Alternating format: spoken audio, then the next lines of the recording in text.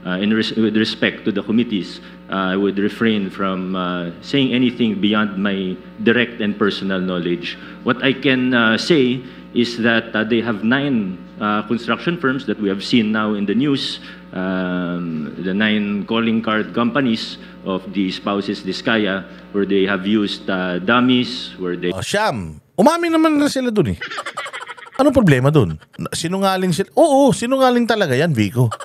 Kurakot? Oo, kurakot talaga yan, Vico. Pero nagsasabi na nga sila ng totoo, pinapangalanan na nga nila yung kanilang mga amo. Ba't mo pinipigilan? Anong mahihita mo? Napipigilan mo sila. Bakit hindi mo sila hayaan na ilaglag yung mga amo nila? Because definitely may mga amo yan. Ikaw ba, Vico, naniniwala ka walang amo yan? Sila lang ang gumawa niyan? Oh, di ba kailangan malabas kung sino pa yung mga amo nila? Yun nga yung gusto natin mangyari. Ba't pinipigilan mo, Vico? Anong agenda mo? Pansariling kapakanan, personal agenda, personal vendetta. Oh, paano yun? Gusto maging presidente ng Pilipinas tapos yung mga kalaban mo gusto mong hayupin. Dancing with the beat with DJ Glenn on the mix. Marcos bangag, Marcos bangag, Marcos bangag, bangag, Marcos bangag, Marcos bangag, bangag, Marcos bangag. Ayan na nga. Ay, magandang araw. Mga banatero, sa teta na naman ang inyong pinakapaboritong fake news peddler sa balat ng YouTube, si Boss D. At nagbabalik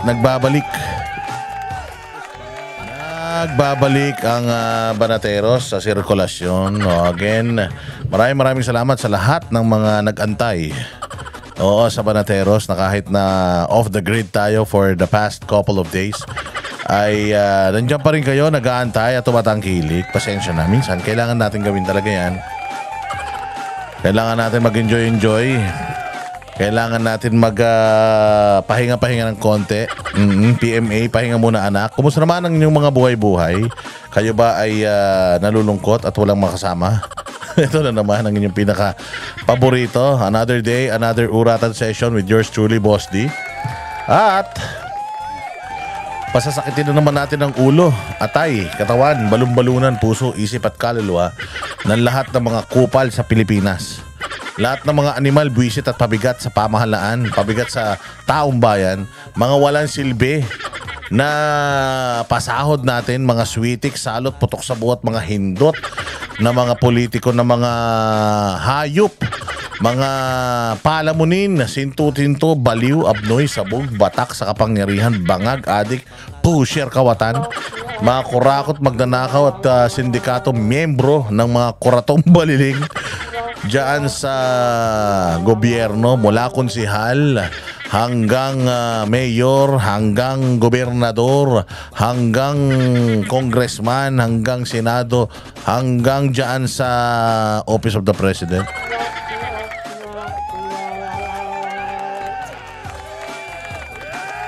At mag-like at mag-share, ha. Maraming salamat doon sa mga bagong mga subscribers natin. Maraming salamat din doon sa ating mga lumang subscriber. Maraming salamat din po sa mga nagko-comment, nagchat-chat, nag-like, nag-share. Importante po yan, lalo na yung super thanks. Mabuhay. At ayun nga, mga bossing,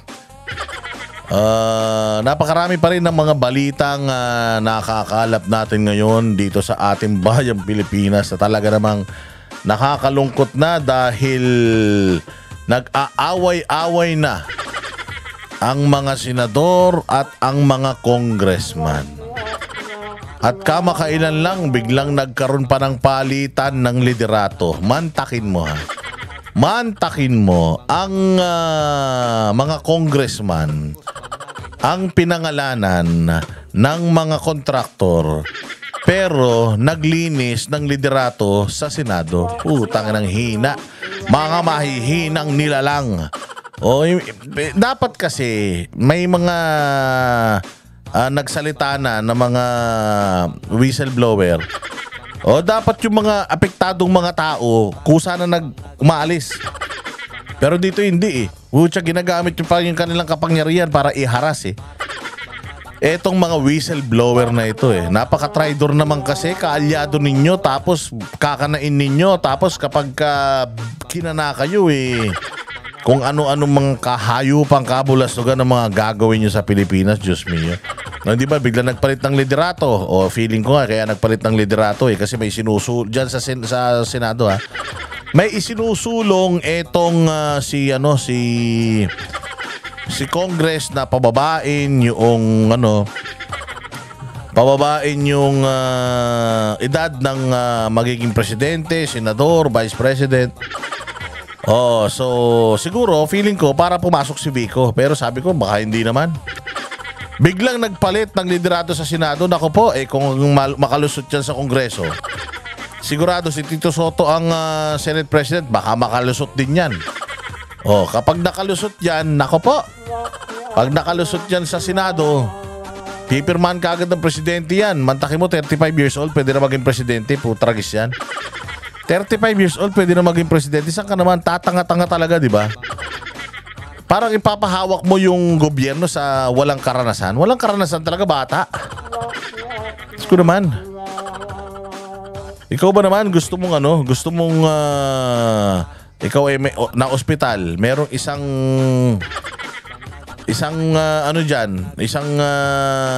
accelerated, batang-bata. Tapos yun, gusto mong humawak sa katawan mo, mag-opera ng mga bukol-bukol mo. Siyempre, hindi ba, doon ka sa may espesyalista talaga, yung matagal na experience. Hindi yung, Diyos ko naman, nakatatlong termino lang. Diyan sa Pasig, gusto nyo na maging presidente, no ba kayo? Yan, sabi ko nga sa inyo, kung kukumpara nyo naman kay Isko yan, malayo. Wala rin naman nagbago sa Pasig. Magaling lang magbigay ng mga ayu-ayuda, magaling lang din magsalita, magaling lang din mag-PR. Pero tinan mo, sobrang ganda na Pasig. Punta ka sa mga malalayo ng mga Pasig, yung mga bandang mga pinagbuhatan, ganyan, yung mga dulo-dulo. Ikumpara mo sa Quezon City, ikumpara mo sa Makati, ikumpara mo sa Mandaluyong, ikumpara mo sa ano ba yung mga katabi pa nila, ikumpara mo sa Taguig, ganun din, magulo pa yan yung paligid niya, yan yung paligid niya maganda lang yung Ortigas. Inuumpara mo, maganda na yan, di pa siya mayor, maganda na yan. Pero yung banda ron, wala naman masyadong mga development dyan. Pero pag tinignan mo si Isko, kita mo yung mga development ni Isko sa Maynila, di ba? Yung mga proyekto. Ano bang proyekto ni Vico dyan sa Pasig na tumatak ng bonggang-bonggan? Hindi, natatanong ko lang. Hindi man ako taga-Pasig, pero yung mga kamag-anak ko marami akong kamag-anak sa Pasig, sinasabi nila, mabait siya si Vico. Grabe nga mamigay ng ayuda. Ayuda? Yung mga relief goods, parang yung panahon pa ni Pangulong Duterte, diba, pag nung pandemic, namimigay ng mga grocery, gano'n. Ano pa tawag doon? Basta namimigay ng mga food box, gano'n, food basket, ganyan. Parang gano'n lang naman. Tignan mo naman, yung bandang traffic pa rin naman dyan. Wala naman silang bagong infrastruktura, wala naman bagong tulay. Wala naman mga bagong, pinabaha pa rin naman. Yung itsura naman, basta nakakaikot ako dyan sa Pasig, wala naman pinagbago. Kasi hindi, ang panuntunan ko kasi niyan, halimbawa, nung si Isko ang mayor, pag umikot, nung hindi si Isko mayor, baho-baho ng Divisoria, nung si Isko na mayor, ang ayos na. Di ba, magulo pa rin naman sa may Tondo, di ba, maayos talaga, Tondo nga yun pero may disiplina na, nagkakaroon ng disiplina, nagkakaroon sila ng mga sidewalk clearing, mga ganyan. Sa Pasig parang wala naman, magaling lang manghuli mga dyan. Forcer dyan. Di ko lang alam kung may magandang nagawa sa Pasig, may bago bang ospital ang Pasig? May bago bang mga tulay ganyan? Mayroon ba mga bagong kaganapan dyan? May mga pabahay ba siya sa mga constituents niya? Meron ba ganon? Di ko lang alam ba yung mga taga-Pasig, ilagay nyo nga dyan kung anong mga nagawa ni Vico. Pero kasi parang nakikita natin na ginagawa nila ito mga bossing para itong si Vico ay magkaroon ng magkaroon ng makapasok sa pagkapangulo. Kasi nga tinitingnan nila wala talagang pag-asa si Inday Sara, sino yung lalaban mo? Si Ontiveros, putyang ina, malabo. Mas malabo pa sa ihi ng pusit. Talagang ang boboto dyan, yung mga kaalyado lang niya, tsaka yung mga kasapakat niya eh. Oo, yung mga makakaliwa, yung mga progresibo, kung tawagin na socialist. Oo, sino pa? Sino pang pwedeng lumaban? Yun lang naman eh. Si Robredo?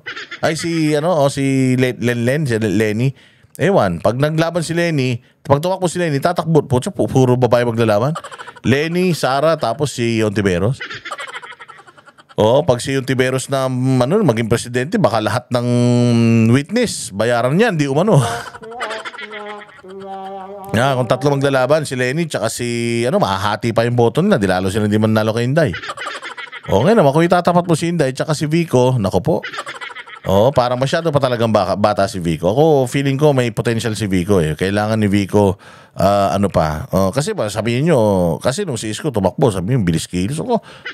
Wag nung boto yan kasi bago lang, kakaano lang, tapos gusto na kagad, taas ng pangarap. Di mas mataas pangarap nito, bakit kay Isko ayaw nyo? Kay Vico pwede. Natapos si Vico yung 3 taon. Sa 3 taon, ano yung tumatak na ginawa ni Vico sa Pasig? May nagustuhan siya ng mga tao sa Pasig. Kasi nga, dyan sa Pasig, mga bossing, madaming pinahirapan niya ng mga Eusebio. Mas maganda lang ng konti yung ginawa niya sa Eusebio. Pero hindi naman mas maganda ng malaki. Yung ginawa niya versus mga ginawa ng Eusebio. Yung mga Eusebio, di umano, mga kawatan daw yan. Baka siya, hindi masyado. Pero ang tanong, ano nga ang development? Ano pa yung mga nagbago sa Pasig? Ano pa yung mga naging magandang mga bagay-bagay sa Pasig? Parang wala naman akong narinig kahit sa balita, wala eh. Wala rin ako nakikita na mga nagva-vlog patungkol sa kanya. Itong ginawa niya. Basta ang alam ko, maganda ang mga binibigay niyang relief goods. Relief goods na binibigay niya sa mga taga-Pasig. Maganda rin yung mga binibigay niya na regalo sa mga matatanda sa Pasig. Pero aside from that, parang wala naman masyado. Hindi naman siya maingay na mayor. Wala namang masyadong malaking sumasabog na talaga namang masasabi. Yung kanyang war on drugs dyan sa Pasig, parang dami pa rin naman addict dyan. Dahil pa rin naman mga mga masasamang loob dyan, di naman naubos. Di ba? So, doon mo kasi kahit papaano, wala lang, hindi. Kung mga taga-Pasig, baka meron kayong alam, lagay nyo dyan sa comment section. Hindi ba? So, ang daming mga nangyari, nagkapalitan. Si Rodante Marcoleta, pinalitan din bilang isang napakagaling na abogado, Blue Ribbon Committee. Mantakin mo sino yung mga susunod. Sabi ko, putya talaga dali tayo. Kasi ilang hearing pa lang 2 hearing pa lang, pinalitan na siya. Ang ganda-ganda nung ginawa niya. Napasalita niya, napaamin niya. Dahil nakikita nung mga testigo na parang it's about time. Dahil nga nakikita nila matuwid. Gustong ituwid yung mga pagkakamali nitong mga nasa Blue Ribbon Committee. Biglang sinibak. Biglang ginapang itong mga senador, tapos biglang 15 bumoto na kay Tito Soto, biglang pinalitan si Chis Escudero bilang Senate President. Nagulat na lang daw yung Duterte Block, may bago na. At ito nakakatawa. Ganito kasi yan. Pagka ikaw gagapang ka, yung gagapangin mo, syempre papangakuan mo. So ang tanong, sino-sino yung mga senador na yon? Sino-sino yung mga senador na bumoto, pabor sa kay Soto na palitan si Chis Escudero? Alam mo, kinagulat ko, yung 2 Villar. Oo, nagulat din ako eh. Yung 2 Villar, yun ang talagang ikinagulat ko ng malala. Kasi si Mark Villar alam mo naman, na kapag si Soto nilagay mo dyan, pro-impeachment yan eh. So alam mo naman na magdedelikado si Inday Sara. At pag nagdelikado si Inday Sara, parang tinabla mo si Inday Sara, tama? Hindi ba? Ito talaga si Mark Villar. Tahimik na nga, wala nang ginagawa eh. Na merwisyo pa. Ito naman si yung kapatid niya. Diyos ko po, hindi naman mananalo yan, Camille Villar. Tsaka yan si Aimee, hindi naman mananalo sana yung 2 na yan kung hindi binuhat ni Inday Sara eh. Hindi ba naisip nito ni Camila? Akala ko ba magkaibigan kayo ni Inday? Tapos pinagkano mo talaga si Inday kasi si Tito Toto gusto niyan ng impeachment kay Inday, hindi ba? Tinulungan ka na nga ni Inday manalo. Putangin na itong mga Villar na ito, mga wala rin palang utang na loob eh. Hindi, tinan mo hindi ko alam kung anong hawak ni Soto sa kanila or anong ipinangako ni Soto sa mga Villar. Pero ano ang pwedeng ipangako ni Soto sa Villar? Prime water. Prime water. Hindi ko hahayaan na magkaroon ng hearing tungkol dun sa bulok na serbisyo ng kumpanya nyo, yung Prime Water. Pwedeng ganun. Kasi magtataka pa paano silang nakuhan dalawa. Alam mo naman Duterte alay yung mga yan. Kasi makuha mo man yung dalawa na yan doon sa bumoto kay Chis Escudero. Kulang pa rin sila. Kasi siyam, 12 lang sila. 13 pa din. Yung kabila, so panalo pa rin si Tito Soto. Hindi ko lang. Si Cayetano, alam ko, talaga, traidor talaga yan. Traidor talaga yan. Hindi umano, kaya nga daw iniwan ng asawa yan. Joke lang. Wala talaga. Si Alan Peter Cayetano has been consistent. Siyempre, si Jinggoy, sino pa mabuoto? Si Aimee, si Bato, si Robin, si Bongo, si Villanueva, tsaka si Marcoleta. Yan yung mga bumoto kay Chis Escudero. Kay Soto, nagapang niya yung 15. Pero huwag kayong pakasisiguro dahil yung 15 na yan, mababa yan para sa majority. Pinakamalaking minority sa history ng Senado, itong minority ngayon, Siyam. Malaki yan. Malaki yan, Siyam. Anytime pwedeng magpalit ulit ng Senate President. Sabi ko nga sa inyo, ang Senate po kasi nakadepende yan sa popularity. Hindi pwedeng magwalwal talaga itong si Tito Soto dahil masisira siya for the next 6 years at baka ito nang huling pagiging senador niya, talagang masisira ng bonggang-bongga yung pangalan niya kapag tinarantado niya yung Senado ngayon. Kapag pinalusot niya yung mga hindi dapat lumusot at pinulitika nila. At nagbuo na naman sila kasi talagang ito ay attempt to create another super majority sa gobyerno. Wala na naman check and balance kasi tinan mo alyado nila yung Senate President tapos pinsan yung Speaker of the House na di umano parang ang dami ng mga iskandalo na leading towards dito kay Zaldico at saka dito kay Romualdez so parang tinanggal mo ulit yung balance kasi nagkaroon na ng balance nag-aaway na ulit yung Senate and Congress. Nagpapasikatan na sila ulit. Dati nung panahon nung 2022 harmoniously nag-co-exist sila Payag lang sila sa lahat Pero ngayon na nagkakaroon na ulit ng check and balances, pucha, pinatay nila. Ginapang niya. Anong mga ipinangako kaya niya dito sa mga napaboto niya si Tito Soto? Kasi technically, hindi naman siya abogado. Naging Senate President na siya. Pero hindi naman ibig sabihin nun siya na pinakamagaling dyan. Inalampaso nga siya ni Alan Peter Cayetano Inaano nga siya ni Alan Peter Cayetano sa mga debate so makikita natin na baluktot din kasi na utak nito ni Tito Soto. Hindi ko alam kung ano nangyari rito Yung mali ginagawa ng tama, yung tama ginagawa ng mali. So bigla rin niyang pinalitan itong si Marcoleta na ang ganda-ganda nung ginagawa. Tuwan-tuwa mga Pilipino. Pangalawang hearing pa lang biglang pinalitan. Ang daming nabunyag. Ang dami nilang napaamin, ang dami nang pwedeng isampang kasos, biglang pinalitan mo. Sinong pinalit mo? Si Lacson, kaalyado? Kung sa tanginan yan. Puro na naman sila magkakaalyado, bumubuo na naman talaga sila ng hinayupak na alyansa na naman ng mga kawatan. Buisit talaga nangyayari dito sa Pilipinas dapat hindi tayo pumapayag na ganyan. Kaya nga sabi ko, kung wala na tayong nakikitang pag-asa talaga, willing pa ba kayo magantay ng 2-3 taon pa? Kasi wala, parang binababoy na nila yung sitwasyon yung sistema Bumoto kayo para ma-archive yung impeachment ni VP Sara. Bumoto rin kayo doon sa nag-o-oppose nung pag-archive ninyo. Anong klaseng prinsipyo? Naintindihan ko si Bam Aquino, si Kiko Pangilinan, si Risa Ontiveros, yung 3 itlog na bugok na yan. Naintindihan ko na ayaw niyan talaga sa Duterte Black. Ayaw niyan talaga sa dating majority. Ayaw niyan kala Chis Escudero. At saka yan si Lacson, naintindihan ko. Pero po siya yung ibang mga pumirma, yan sila Gatchalian.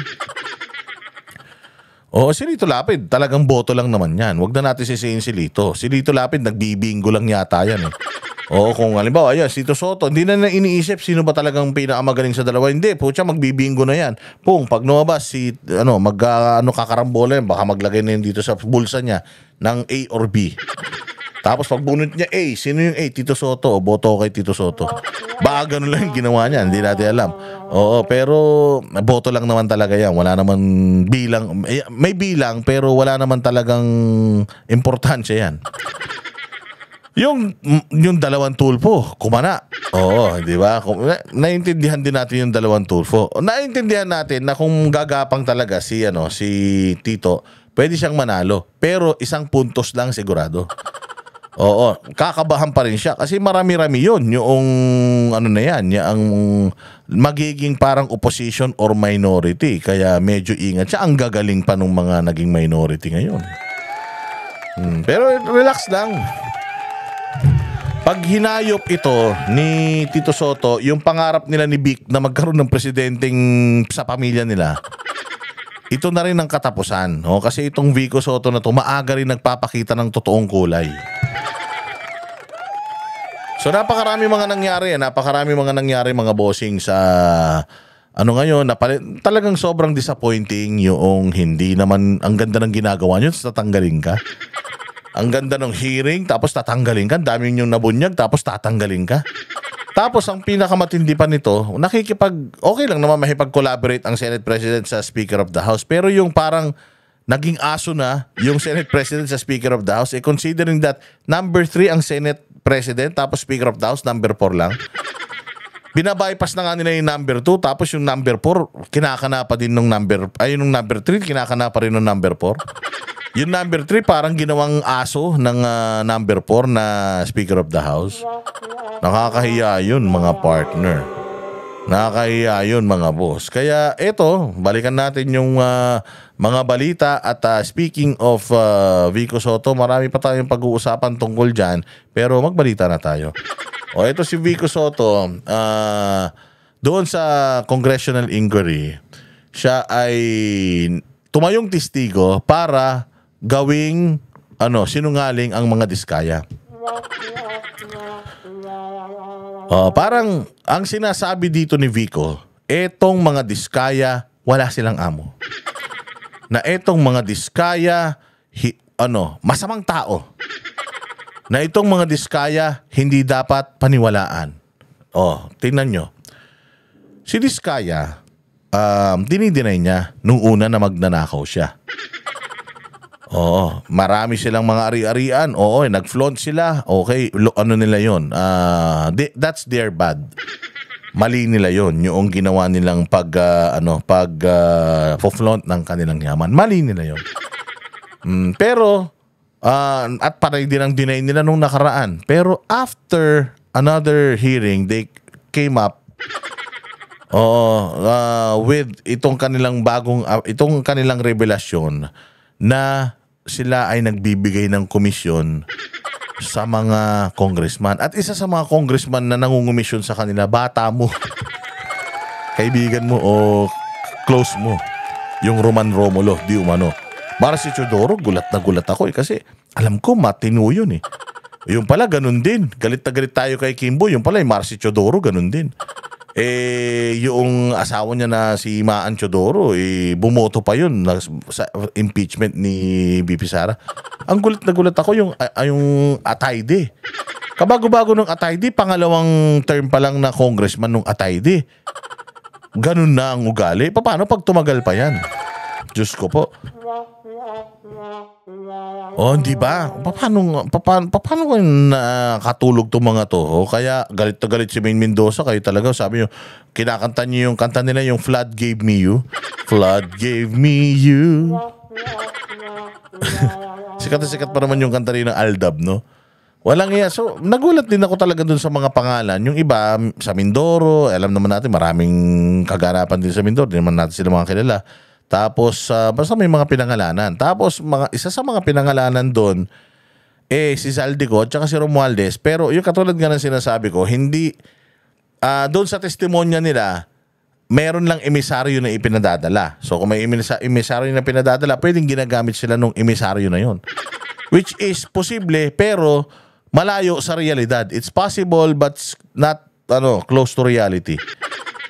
O imposible yung sinasabi, nek-nek nyo na wala silang kinalaman. Sila may kinalaman dyan. So ako, naniniwala ako sa revelasyon nila Diskaya. Bakit?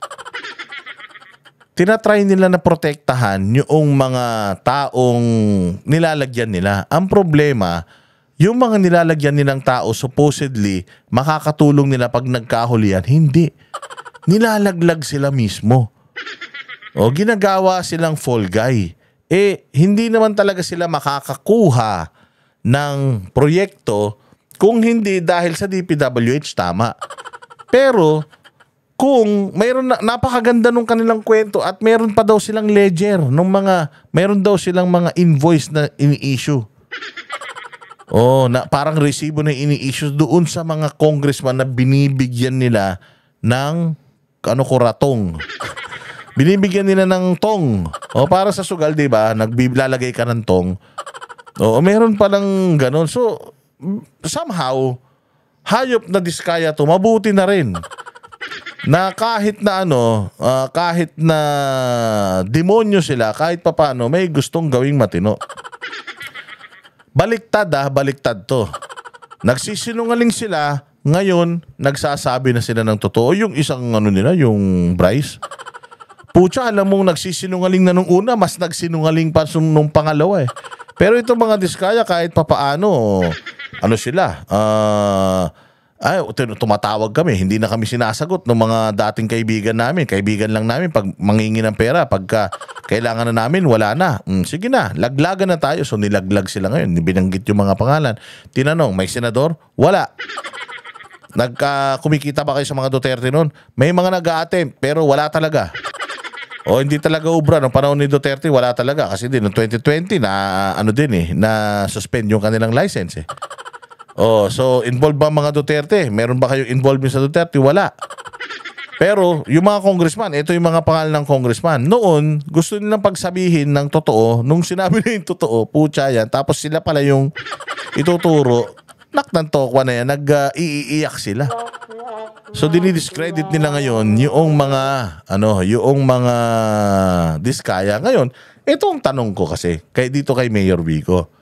Na kung sinasabi mo na sinungaling yung mga Diskaya, so hindi mali yung listahan ng mga congressman na ibinigay niya. So kung mali yung mga listahan ng mga ibinigay niya at kung sinasabi mo na sinungaling ang Diskaya, dapat alam mo yung totoo. Ano yung totoo? Kung sinasabi ni Diskaya ang nagnakaw itong 5 congressman na to, at sinasabi mong hindi totoo yan, o anong totoo na hindi congressman yung nangungumisyon sa kanya, mga senador? Hindi ba nagsasabi yung mag-asawa ng katotohanan eh? Bakit pinipigilan mo? Kung pinipigilan mo, bakit hindi na lang ikaw ang magsiwalat ng mga kabulastugan katulad yan sa distrito mo, sa lugar mo? Kasi si Isko, dinali niya eh.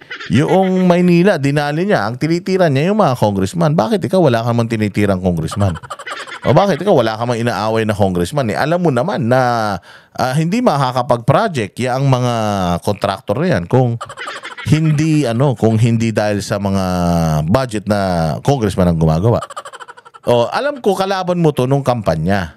So dahil kalaban mo nung kampanya at marami kayong away, ganyan naman talaga sa kampanya, sa politika. Magkalaban kayo, alam nga naman magbigayan kayo, magsabi siya ng magagandang ginawa mo sa Pasig, dinanalo ka.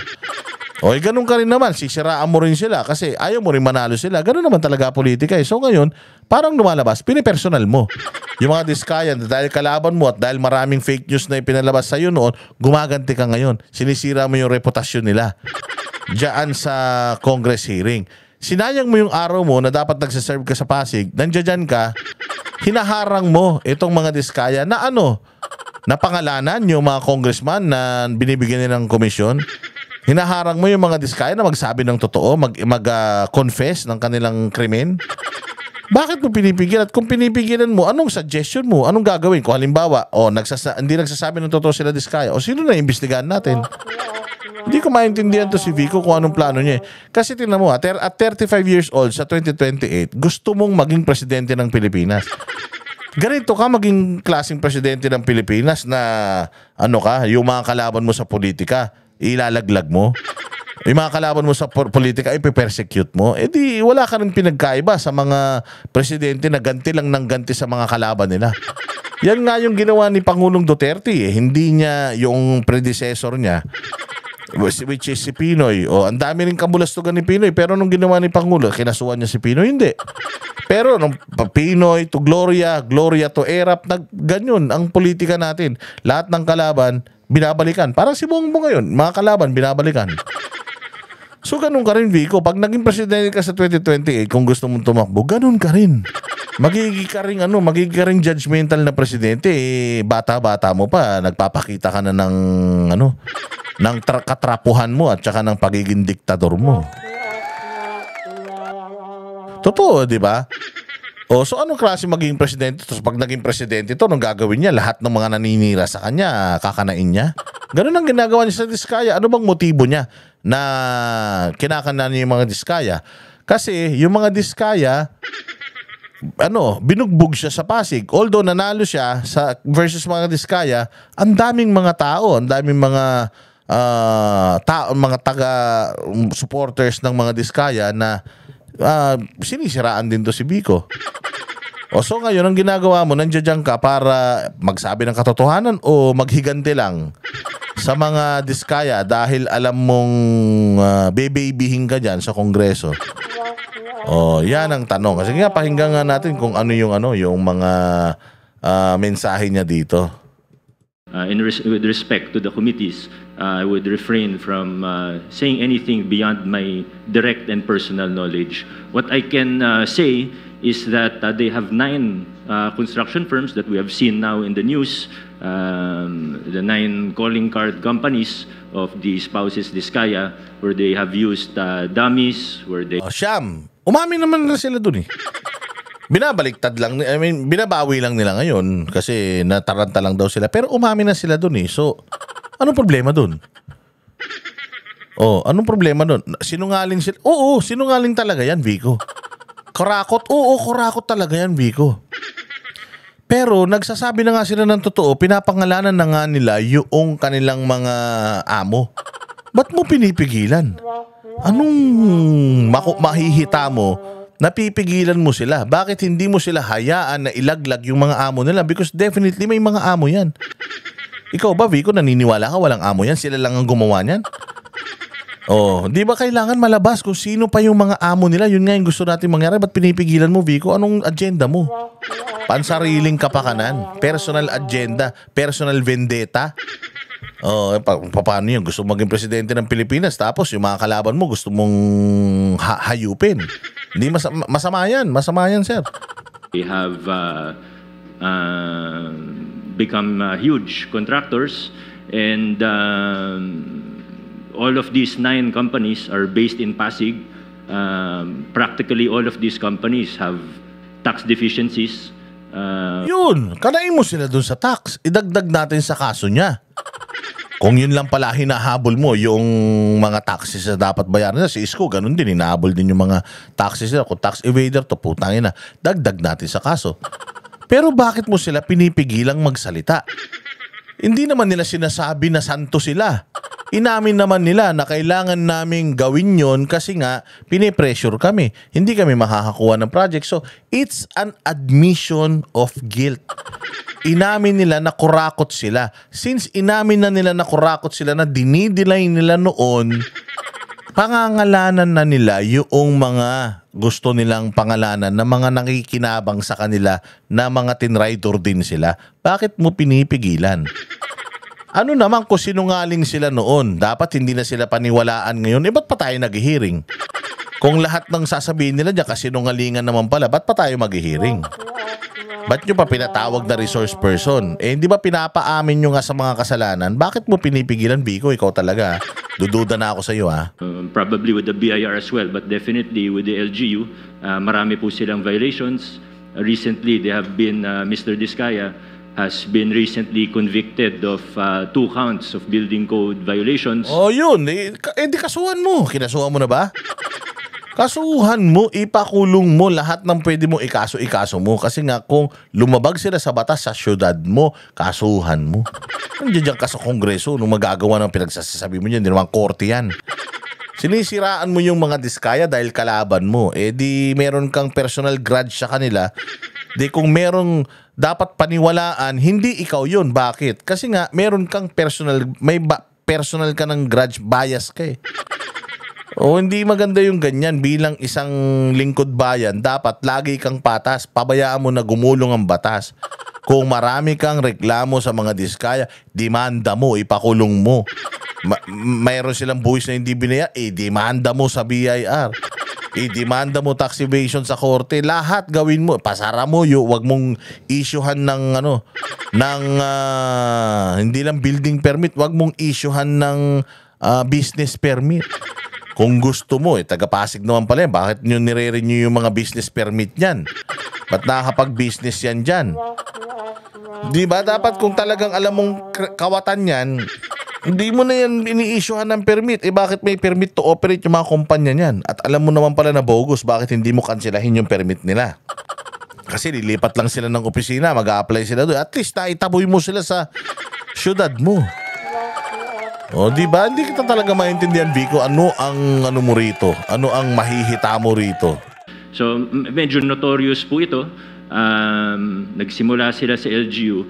And again, with regard to the question of the chair, kahit nung mayor na ako, naungontrata pa rin sila sa LGU. Kasi pinapatupad po namin sa Pasig ay strict adherence to the law, which is open and public bidding. So pag nagko-qualify po sila mula 2019, hindi po namin hinaharangan, may mga project po sila sa City Government of Pasig. Hindi naman siguro kalakihan na project, pero meron po silang projects with the city, and we have observed with the DPWH, palaki ng palaki yung mga project nila. Yung napag-uusapan po ngayon na anong problema doon? Palaki ng palaki kasi nga, hindi ba, in-explain ko na yan. Nung maliit pa sila, maliit lang yung kapital nila. Ngayon, ang problema, mayroon sigurong mga dating mga kontraktor na tinanggal, nagano sila, pwede na sila mag-bid. Ngayon, nung nagbibid sila, pag may yung mga mangungumisyon, ito komisyon, kailangan ko 30%. Sir, sobra naman yung 30%. Ganun, wala kang project. Ngayon nung una, maliitan lang yung mga porsyento na kaya pa natatapos yung project, kikita ka lang ng barya, at least kumita ka. Kaya lang dahil patay gutom sa pera yung mga amo nila, palaki ng palaki yung hinihingi. So dahil palaki ng palaki yung hinihingi, nalulugi sila, hindi naman pwede magnegosyo sila palugi. Kaya ang gagawin nila, magnanakaw sila. Yung proyekto gagawin nila substandard para lang kumita din sila. Kumita yung congressman, may project sila. Di baling maggiba, basta matapos, pipirmahan naman yan ng DPWH, hati-hati kami sa pera. Inamin naman nila na talagang magnanakaw sila. Inamin naman talaga nila na may mga kasapakat sila. Anong problema dun, Vico? Hindi ko talaga magets. Anong gusto mo mangyari rito? 31 billion pesos of flood control projects. Katunayan, flood control projects pa lang po ito. Hindi bababa sa 100 billion pesos ang total contracts po nila sa ating pamahalaan, Mr. Chair. Siguro as a final question before proceeding, Mayor Vico Soto, you mentioned in your Facebook statement that you had seen many inconsistencies in the testimony of the Diskayas. So maybe you can intimate to the committee what these particular inconsistencies are. Thank you, Mr. Chair. Marami nga po tayong naobserbahan na you use the term inconsistencies, but I would like to be more direct. Kasinungalingan po talaga At lantarang kasinungalingan naman po yung mga sinasabi nito. Hindi naman po bago sa kanila ang pagsisinungaling. Ano nga ang kasinungalingan sa sinasabi nila, Biko? Ang sinasabi nila, nagnakaw sila. Akala ko ba sinasabi mo dyan, magnanakaw sila, tapos nung umamin sila magnanakaw sila, sinungaling sila? O ba, Biko, gulo-gulo mo naman. Bakit mo sinasabing hindi sila, ay sinungaling sila? Dahil dinadamay nila yung mga congressman? Kano-ano mo ba yung mga congressman ang dinadamay nila? Bakit mo sinasabing sinungaling sila? So ibig sabihin yung mga congressman na sinabi nila, hindi totoo yun? At anong prueba mo na hindi totoo yun? Dapat pag sinabi mong sinungaling ka, sinungaling sila, kasi eto talaga yung mga kawatan dyan, eto talaga. Wala ka namang pinakikita. Wala ka namang inilalabas na bagong mga pangalan. Para ka lang si Magalong. Nagsasabi lang ng katiwalian pero wala namang pinapangalanan. So ano ba talaga, sir? Ano ba talagang plano mo? Naobserbahan na po natin ito on the record and in public very many times. Sabi nga, dito sa kaso na ito, ang sinungaling... Ay naku! Dilawan ang sinungaling kapatid ng magnanakaw. Tayo na hindi yan ang tinatanong sa'yo. Hindi ka dapat maglitanya dyan. Hindi ka dapat mag-declamation dyan. Hindi mo trabaho yan. Eto tanong. May corruption. Itong mga diskaya magnanakaw. Totoo hindi? Kung magnanakaw sila, gusto mong sabihin na magnanakaw sila, inamin naman na nila na magnanakaw sila, bakit mo sinasabi sinungaling sila? Ikaw ang sinasabi mo nga dyan, ang magnanakaw, kapatid ng sinungaling, ganun. Magnanakaw nga sila. Sinasabi na nga nila na, oo, nagnakaw nga kami, pero ginawa namin yun dahil pinipressure kami ng mga congressman. So yes, magnanakaw kami, pero hindi lang kami. May magnanakaw sa Kongreso. At ito yung mga magnanakaw sa Kongreso. Binibigyan niya ng pangalan. Hindi totoo yun. So hindi totoo na inamin nila na magnanakaw sila, para sa'yo, totoo yun. Pero noong inamin na rin nila yung mga kasapakat nila, hindi na totoo yun. Congressman ka ba? Mayor ka. Anong hindi totoo sa mga sinasabi nila? Puros ka kasi drama eh. Na nahahawa ka na yata sa nanay mo eh. Nahawa ka na yata sa tatay mo eh. Achiche! Komedyanteng dramatic actor ka na rin yata eh. Sige, diretso. Ay asawa ng magnanakaw. Ay ito po talaga yung... Serious po, tangin na. Risa Ontiveros ang dating. Ang magnanakaw, tumitingin-tingin pang gano'n. Diyos ko naman, Biko, baklang-bakla yung dating mo rito, sir. Ganito ang gawin natin. May corruption. Pangalanan natin sino yung mga corrupt. May corruption, pinapangalanan nila, sinasabi mo sinungaling sila. Sige, kung sinungaling sila, sino yung corrupt? Pangalanan mo yung mga kilala mong corrupt na kaya mo sinasabi na sinungaling sila.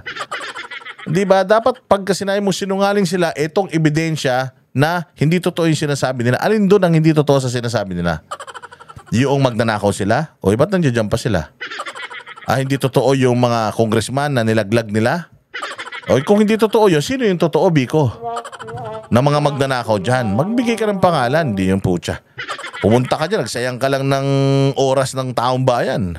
Nakikita natin, isang very glaring na kasinungalingan ay yung kahapon po sa statement, sa sworn statement po nila, ay na 2 to 3% lang daw ang kinikita nila sa bawat kontrata.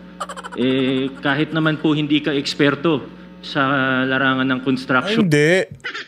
Sir, sinabi nila 2 to 3% na lang kinikita nila.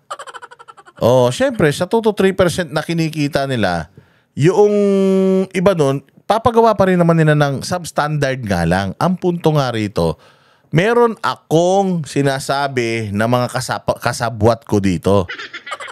Regardless, kahit nga sabihin niya 30% talaga yung kinukurakot namin, meron kaming amo. Ang amo namin, si ganito, yun mga binibigyan ko. So, ibig mo sabihin, hindi totoo yung mga sinasabi nila na yun ang binibigyan nila? O kung hindi nga totoo na yung congressman, itong congressman A, yung may kasalanan, sino? Dapat tumulong ka, Vico, na ilabas yung katotohanan. Sino yung mga magnanakaw? So ang sinasabi mo ba, sila lang yung nagnakaw? Na wala silang among congressman? Anak ng tinapay, Vico, ano nangyari sa'yo? Wala ka nang ginagawa sa bayan mo eh. Nakikialam ka pa sa problema na to. Okay naman eh. Umamin na Diskaya eh. Magnanakaw sila. Fini-freeze na yung mga assets nila. Kinukuha na yung mga pinagyayabang nilang mga sasakyan. Umamin na rin sila na nagyabang lang sila doon. Anong problema mo? Anong pinuputok ng butsi mo dyan? Wala ka namang bagong expose na dala-dala. Diniin mo lang sila. Na inamin naman na nila noon pa. Ito si Vico, parang ano na to? Ano nangyari na? Bulok ang aga. No engineering, obvious naman po na kasinungalingan ito. Meron pa po, sabi po nila, when Senator Tulfo was questioning them, sabi niya po, minsan daw po, lugi pa daw siya. Ang bait naman po ng mga ito, kung tumatanggap sila ng kontrata sa gobyerno, nagbibid sila para malugi. No sane business person would do that. Of course, lulugi nga sila, Vico, kasi nga mas marami yung napupunta sa mga congressman. Ba't ba hindi mo maintindihan yun? Ang laki-laki ng ulo mo, hindi mo kayang isuksok sa kokote mo yan. Lugi sila o hindi, umamin na sila na magnanakaw sila. Ikino-confess nila yung mga kasabwat nila. Ano bang problema mo, Vico Soto? Parang abnoy naman to. Hindi ko maintindihan anong gusto mong palabasin niya. Sinungaling nga, magnanakaw nga, korap nga. Hindi naman nila sinasabing di sila korap. Sinasabi nga lang nila, nalulugi din talaga kami dahil imagine mo yan. Kailangan namin tapusin yung project tapos ganito lang kaliit yung natitira sa amin dahil binibigay namin sa kanila dahil kahit sinasabi mong sobrang laki naman, eh hindi, kailangan mong gawin. May expose yung mag-asawa, putang ina, pinipigilan mo. Ano ka ba? Kalabang ka ba ng gobyerno? O kalabang ka ba ng mamamayan o kakampi? Kasi kami, natutuwa kami sa revelasyon niya. O kahit, pero hindi kami papayag, hindi mapapawalang salaya o mapapawalang salayan. Putang ina, dapat big teen yung mag-asawa na yan eh. Bitay talaga dapat sa mga yan eh, na mga nagnakaw sa kaban ng bayan. Kaya paano tayo eh, pro-plunder death penalty tayo eh. Oh, hindi ba plunderer yan eh. Dapat yan, death penalty talaga. Lethal injection, silya electrica, lahat. Gawin mo dyan eh. Binibigti mo na, sinisilya electrica mo pa para mas maganda eh. Yun ang gusto namin. Ito naman si Vico, parang engot. I think everyone in this room would agree. Sinasabi nila 2 to 3% yung normal, 5% daw pag sinuwerte. Pag kinumpute po natin, alam ko medyo, Mr. Chair, with all due respect, if we just apply simple logic, it is already clear that they are lying. Although alam ko medyo iba kasi yung logic na ginagamit nila sa universe po nila. Pero pag tiningnan po natin logically, 2 to 3% of even 100 billion, edi 2 to 3 billion pesos lang po ito. Sila naman po yung nagmalaki at nag-flaunt. Pinagyabang po nila yung lifestyle nila. Oo nga, ano mo sumaro, nainggit ka? Di gumaya ka? Nainggit ka sa lifestyle nila, gawin mo rin. O mag-flaunt ka rin ng yabang mo para mas maganda. Saan kayo mga inggitero? Inamin na nga niya eh, na magnanakaw sila eh. Mantakin mo sa isang proyekto. O, sa dami ng proyekto, makakuha ka ng isa, 2 billion kung 2%, 5 billion kung 3%. Ang laking pera nun. 5 billion, ang laki mo. Bilyonaryo sila. Mantakin mo, hindi naman sila bilyar, pero bilyonaryo sila. Anak ng tinapay, oh. Na sobrang yan, sabi nga po nila sa isang interview, 11 digits. Sabi po nila, pinagyayabang nila, 11 digits. Sabi ni Ma'am Cesara, 11 digits ang assets nila. So hindi bababa sa 10 billion. Nakita po natin, isang jade lang nila sa sa office nila. Inggitero ka talaga. Alam mo, huwag ka mainggit. Gusto mo, bigay na nila sa iyo yung jade. Mahilig ka pala sa jade. Bigay na nila sa iyo, Vico. Paggawa sila ng mahabang baba na na jade na pampaswerte para hindi ka bitter. Ina yan, gusto nga natin sequesterin lahat yun eh. Nakaw yun, atin lahat yun. Regardless, sabihin nila na 2%, 3%, 1% or none at all, Hindi tayo naniniwala na hindi magnanakaw yan. Umamin na nga na magnanakaw. Ulitin ko, umamin na magnanakaw. Nilalabas na nga nila yung mga kasapakat nila. Ano pang problema mo, Biko? Na-sequester na yung mga sasakyan nilang pangmayaman. Ano pang gusto mo? Gusto mong kunin yung makunin mo na kung gusto mo para lang di ka umiiyak. Ano pang plano mo, sir? Nagsasabi ka ng totoo na sinungaling sila? Oo nga, umamin na nga sila eh. Sinungaling sila, hindi nga lang sinungaling, magnanakaw pa eh.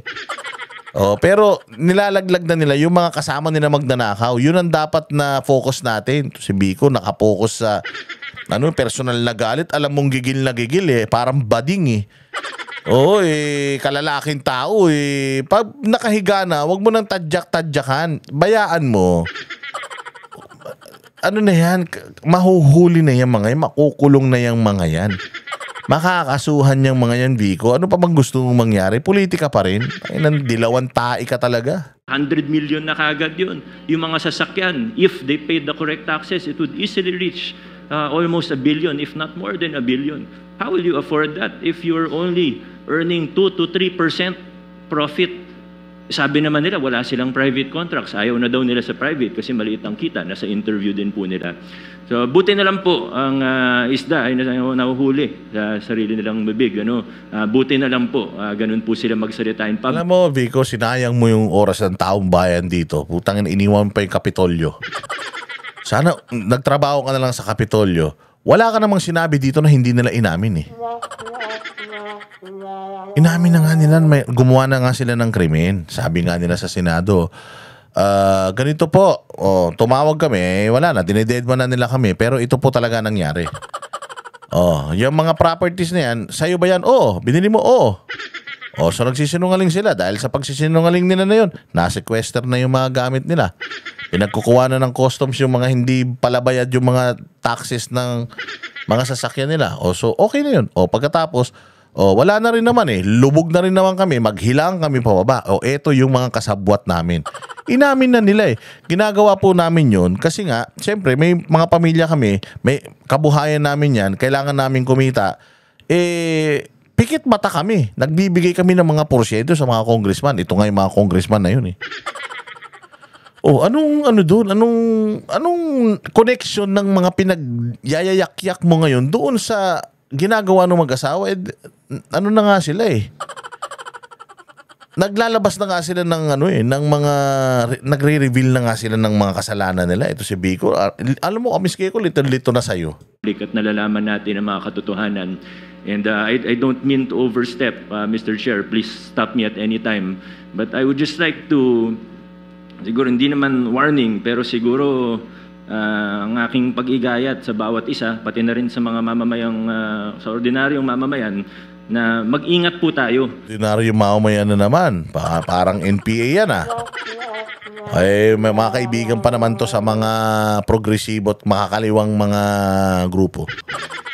Sa mga naririnig po natin, alam naman po ng lahat ng tao sa kwarto na ito na may guilty na senador, may guilty na congressman, may guilty na DPWH officials, may guilty na contractor at maaaring sa iba pang ahensya ng pamahalaan. Pero sa puntong ito, nakikita po natin, hindi lang sila basta naglalaglagan, gusto nila magulo ang kwento. Gusto nila lituhin tayo. Gusto nila na hindi na natin malalaman kung ano totoo para eventually mawawala na lang na parang bula. Magkakalituhan na tayo. Hindi... Parang mawawala, parang bula. Anong nililito nila? Ikaw ang nakakalito eh.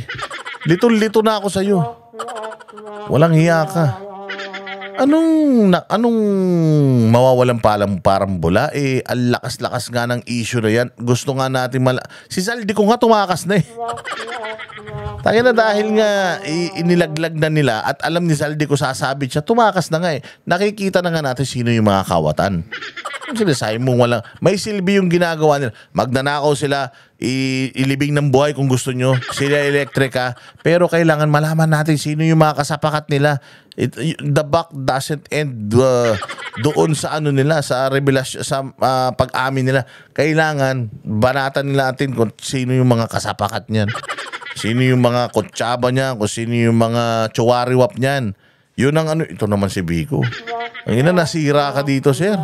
Na natin malalaman kung anong totoo sa hindi, magbabanggit na lang ng kung ano, na wala naman silang pruweba o ebidensya. Pero nga, tangina, ikaw nga walang pruweba eh. Puro ka lang daldal eh. May pruweba na nga sila, may ledger sila o meron daw silang invoice na ini-issue. Sabi nito. Sa mga pangalan na nabanggit niya po. Sinabi pa nga, dito kami nagkikita sa coffee shop na to. Di punta kayo sa coffee shop, i-review nyo yung mga CCTV kung sino yung makikita nyo dun. Taon to parang, ikaw magulo eh. Di ka naman kasali na, ikisali ka. Pumunta ka lang dyan para lalong idiin yung mga diskaya eh. Umami na nga sila, engot.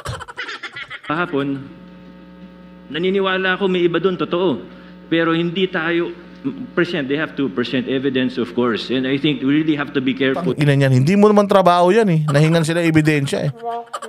Ginagawa ng mga congressman na nga yan eh. Si Vico, ba't ganito nangyari sa'yo, sir? Tanginang yan. Because in our experience with them, in my experience with them, Mr. Chair, these are people who are really capable of lying without batting an eyelash. So we have to be very careful in how we proceed. Thank you, Mr. Bading ang puta eyelash. Ay, nako. Diyos ko, Biko. Ba't mo ginawa ito sa sarili mo? Medyo nakakahiya ka dito ng bahagya. At dahil dyan, hindi na nga pwedeng maging mga state witness itong mga diskaya. Bakit? Ba't hindi sila pwedeng maging state witness? Ayun. Kasi ang tinuturo yung mga congressman. Tapos ang nagsasabi na hindi sila pwede maging state witness, congressman. Ay, Diyos ko po. Miski naman ako eh. Ako tinuturo mo. Tapos maniniwala ako sa'yo. Gago ka ba? Sasabihin ko sinungaling ka. Sasabihin ko demonyo ka. Sabihin ko na sumasamba ka sa sa Satanas. O umiinom ka ng dugo. Gagawin ko lahat para hindi ka paniwalaan. Hindi pwedeng maging na masali sa witness protection. Putang ina niyan. Alam niyo kung bakit ayaw nila tong masali sa witness protection? Kasi nga, pagka witness protection mo to, pwede silang magsalita ng kung sino yung mga kasapakat nila. Wala sila sa witness protection. Ba't pa ako magsasabi?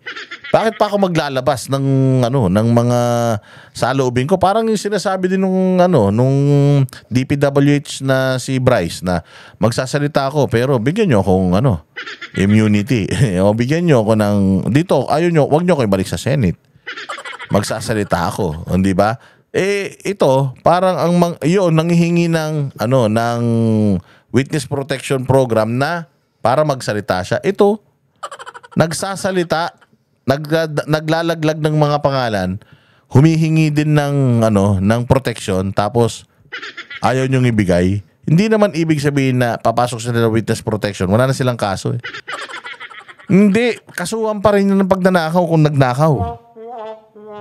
Sige nga, anong balita na to? Pirmahan ni Senate President Tito Soto ang sulat ni Senator Rodante Marcoleta na humihiling sana sa Department of Justice na ilagay sa Witness Protection Program ang mag-asawang Diskaya. Diskumpyado kasi siya rito. Nasa frontline ng balita yan si Kari Cator. Ito ang liham ni Senator Rodante Marcoleta na humihiling sa Justice Department na ilagay sa Witness Protection Program ang mag-asawang Pacifico o Curly at Sara Diskaya. September 8 ang petsa niyan at nakapirma si Marcoleta. Pero kapansin-pansing walang lagda ni Senate President Tito Soto. Paano? Galit yung pamangkin. Ginamit yung pamangkin. Pinapunta ng Congress. Hindi, ito, analysis ko lang to. Mali ito. Hindi to totoo. Hindi to totoo, sinasabi ko na. Pero pwedeng nangyari to. Pwede. Pero hindi to totoo. Promise, hindi to totoo, hindi to totoo. Sasabihin ko lang, pero hindi to totoo. Huwag niyong paniwalaan. Siyempre, tiyuhin, Soto, pamangkin, Soto. Punta ka dun sa Congress. Connie Reyes ka dun. Nakita nyo naman, di ba? Nakita nyo naman. Yung Bryce. Kasi, tinan mo, alyado talaga itong Soto ng mga kalaban ng mga Duterte dahil BBM siya eh. Pinsan ni BBM yung speaker sa kabila. Nadadama yun eh. Kaya si Soto gagamitin niya lahat ng kapangyarihan niya para mailigtas yung mga tropa pits niya. Hindi ko nga alam kung anong mga ipinangako niya sa mga senador, bakit niya napaboto sa kanya. But definitely, pustahan tayo yung prime water. Hindi na yan iimbestigahan. Sabi nila noon, iimbestigahan yan, di ba? Hindi na yan may iimbestigahan, pustahan tayo. Di ko rin alam kung ang isa sa mga hiningi ng mga nandoon is wag i-impeach si BP Sara. Hindi ko alam. Pwede rin yun yung hiningi nila. Maaari din. Pero sa kaso na to, kita mo si Vico Soto, wala namang maganda sinabi doon sa Congress. Nag-ano lang doon, nag-declamation lang doon, nag-speech lang, nag-yaw-yaw lang doon. Diniin lang niya lalo yung mga diskaya na umamin naman na. Tama, walang pirma yung tiyuhin. Bakit? Galit kasi si Baby Vico Inapi kasi nila si Baby Vico, yung sanggol nilang mayor. Kaya ayan, nagsusumbong siguro dito sa tiyuhin. Yung tiyuhin, lalong ginikipit yung mag-asawa na kalaban ng baby nila. Awawang bata, putya. Sabi ni Soto, hindi raw pwedeng makakuha ang mga diskaya ng proteksyon ng gobyerno pero ang dami nila umanong nakuhang pera ng bayan. Hindi. Humihingi lang sila. Nagwi-witness na nga sila. Tangina, ba't nyo ba sila pinatawag dyan? Kaya nyo sila pinatawag sa Senado para magsabi sila ng totoo. Nagsasabi sila ng totoo at delikado yung truth na meron sila. So, hindi naman nila sinasabi na witness protection, witness ako, pero hindi naman pwedeng, sir, magwi-witness ako, pero hindi mo ako kakasuhan. Hindi, wag kayong pumayag pag ganun ang usapan. Pero kung witness protection lang, poproteksyonan nyo sila para hindi sila maabot noong mga congressman na binabanggit nila. Halimbawa, tinan mo. Sinabi ko, magnanakaw si Tito Soto, halimbawa. Tapos, hindi ako nagtatago, nandito lang ako. Di pupuntahan ako niyan dito. Tapos sasabihin niyan, pwedeng bayaran kita 100 million. Huwag mo na ako idamay. Sabihin mo na, hindi, nagloloko lang ako noon, joke lang yun. Alam mo, maabot ako pwede akong ma-witness tamper, di ba? Pwede akong ma-bribe, pwede akong ma-threaten, pwede ako actually patayin. So I need protection. Sasabihin ko lahat ng nalalaman ko, but it will never, hindi naman ibig sabihin nun na magkakaroon na ako ng immunity Liable pa rin naman sila sa mga kaso sa ombudsman at sa pagnanakaw, plunder. Liable pa rin naman sila Wala naman sigurong kontrata na magwi-witness ako pero bawal nyo akong sampahan ng kasong plunder, bawal nyo akong pasampahan ng kasong ganito, ng kasong ganyan. Huwag kayong papayag pag ganun. Pero kung ang gusto nila proteksyon para hindi kami mamatay, masabi pa namin lahat ng mga gusto naming sabihin at kung sino yung mga kasama namin, dapat talaga pinoproteksyonan mo. Tapos pagkatapos ng lahat ng yun, na-confirm ninyo, kasuhan na tong mag-asawa na to, dapat to nakakulong. Hindi natin dapat pinalalamon to. Dapat ganun, sir. Hindi yung unfair. Gagamit pa kayo ng kababayan naman para kang pamangkin mo, kababayan, mga bayang Pilipinas. Unfair sa mga kababayan natin yun. Diyos ko. Nakita nyo ba yung ginagawa nila dun sa Bryce, dyan sa Congress? Puta, kulang na lang pulbuhan nila. Antakin mo yung Bryce, kinukumpronta niya yung kaparehas niya na resource person. Sinasabi niya, ay, mali yan. Mr. Chair, mali yung sinasabi niya. Imbitado pa nga siya sa birthday. May ganun-ganun pa siya. Di ba? So, doon, pwede. Diyan, hindi. Ay, Diyos ko po, Tito Soto. Dapat din daw magsabi ang mga diskaya ng totoo. Ayan na nga, nagsasabi na nga ng totoo. At paano natin malalaman kung totoo hindi sinasabi nila? Iimbestigahan nyo yung mga congressman. Di ba? Iimbestigahan nyo yung congressman. Ngayon, kung gusto nyo talagang may managot dito, sampahan nyo na ng kaso sa korte. Ganun lang kasimple yun. Iba raw kasi ang sinasabi nila sa Senado at Kamara. Binigyang diin pa ng Senate President ang sinabi ni Pasig City Mayor Vico Soto na sinungaling ang... Siyempre, pamangkin mo yan. Tangina naman. Ano ba naman? Ang bobo ba kami? Natural, maniniwala ka sa pamangkin mo. Binibuild up niyo yan Ba naman to si Tito? Mga diskaya. Nagawa niyo naman tanga ka Bago yan, inamin ng abogado ng mga diskaya na umaasa silang mailalagay ang mag-asawa sa Witness Protection Program ng DOJ. Pinanindigan pa nilang hindi selective o hindi nila pinili lang ang mga taong pinangalanan nila na kumikickback umano sa flood control projects. Pero ang sentro kasi ng pagdinig ay yung pong nangyaring flood control anomalies from July 2022 hanggang itong kasalukuyang panahon. Meron ding time ni Ma'am Gloria, time ni President Pinoy, time ni Pinoy, Duterte, mas talamak nga lang ngayon. Wala akong selective memory rito. Wag ho nating... Mas talamak lang ngayon. O bakit nyo? Dahil talamak ngayon, ayaw nyo nang pumayag. Gusto nyo talamak lang nung panahon ni Duterte? Hindi nga eh. Hindi nga ganun nung panahon ni Duterte. Panahon nga ngayon nagkakaganyan eh. Bakit pinipilit nyo? Talaga Ilihis. Okay? Yung laman ng affidavit. Sinubukan pa nga raw magsumbong noon ng mga Diskaya sa dating kalihim ng DPWH. Nagsumbong siya kay Secretary Bunuan pero hindi pinansin. Gayunpaman, nakahanda raw ang kanilang mga ebidensya. Kabilang dyan ang sinasabing ledger at mga contact number at text message ng mga kumukuha. May ebidensya, ledger, contact. Ayaw nyo ba malaman yun?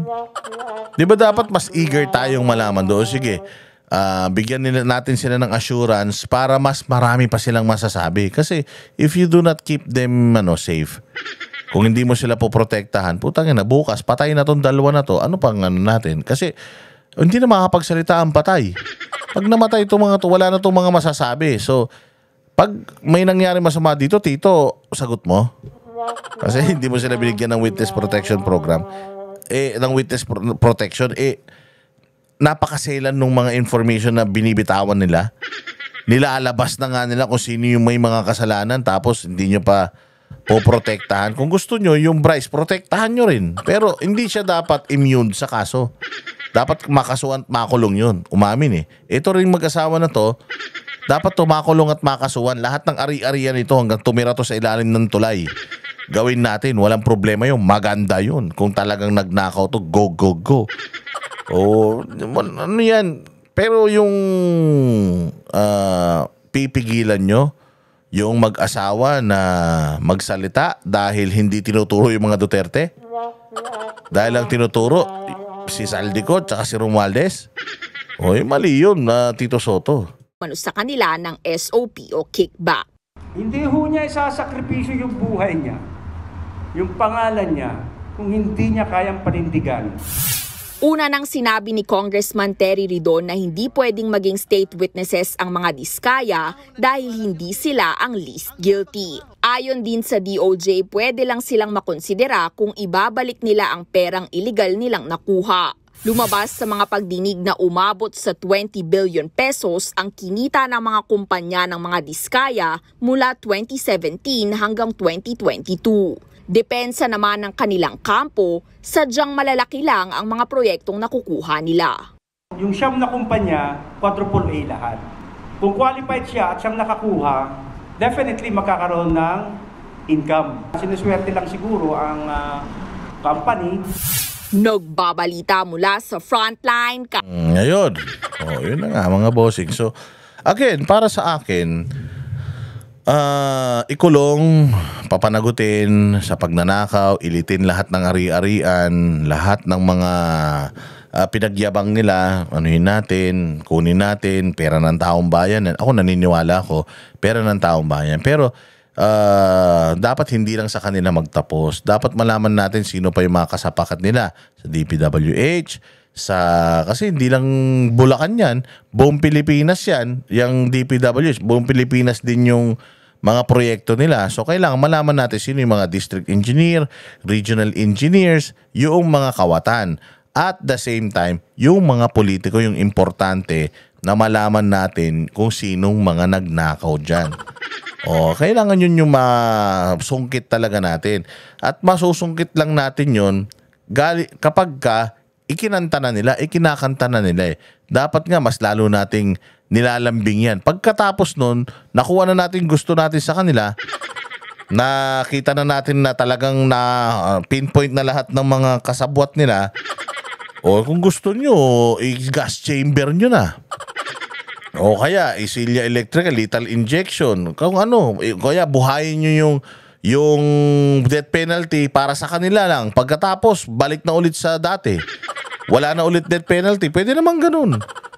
Wala naman problema yun eh. Pero yung nagsasalita yung tao, sinisiraan nyo, pinipigilan nyo, anong ninyo, agenda ninyo? Proteksyonan yung Kongreso. Nagtataka ako kay Vico bakit parang pinoproteksyonan niya yung Kongreso eh. Hindi naman siya congressman. Baka tatakbong congressman yan. Kasi last term na yan as mayor eh. Sa 2028, ewan ko, congressman, presidente tatakbuhin yan. Hindi naman pwede mag-senador pa yan kasi nga, maaga pa yata masyado para maging senador siya eh. Ewan ko lang ha. Hindi ko alam kung anong edad ng senador pero 2 years from now, ano na siya, 37. Alam ko 40 yata ang senador eh. Ewan natin ha. But then again, hindi ko talaga magets. Gusto ko naman to si Vico noon, maayos naman to. Kahit papaano, masaya naman yung mga residente niya kasi hindi ako taga-Pasig, masaya naman yung mga kamag-anak ko na mga taga-Pasig sa kanya. Pero if you're gonna compare him to other successful mayors and other mayors na nag-serve ng tatlong term sa mga lugar nila, considering na meron ka pang central business district sa syudad mo.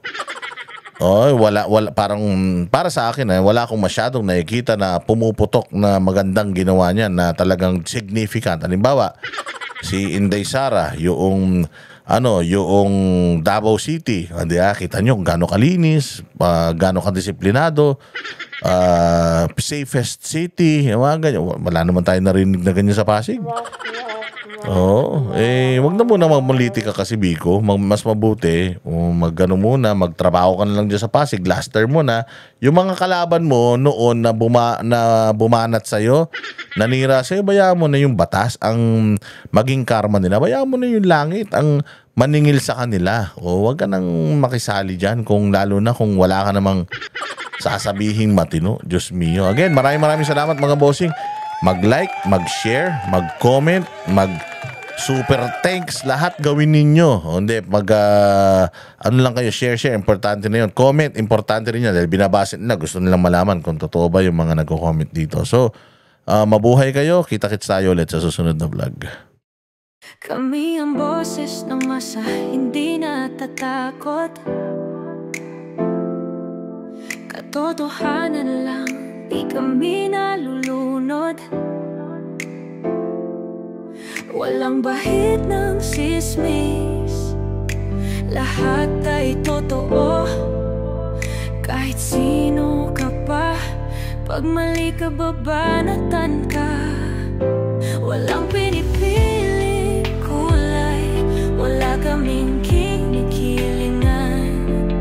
Basta para sa bayan, kami lalaban. Pagtama palakpakan, pag mali banatan. Di matitinag, di matatakot, para sa bayan tuloy ang sigaw. Sa harap ng kamera, walang halong takot. Mga baluktot, lahat kayo'y tutumba. Ang hustisya at totoo, yun lang ang mahalaga. Kahit sinong harang, di kami matitinag. Walang pinipiling kulay, wala kaming kinikilingan. Basta para sa bayan, kami lalaban. Pagtama palakpakan, pag mali banatan. Di matitinag, di matatakot, para sa bayan tuloy ang sigaw.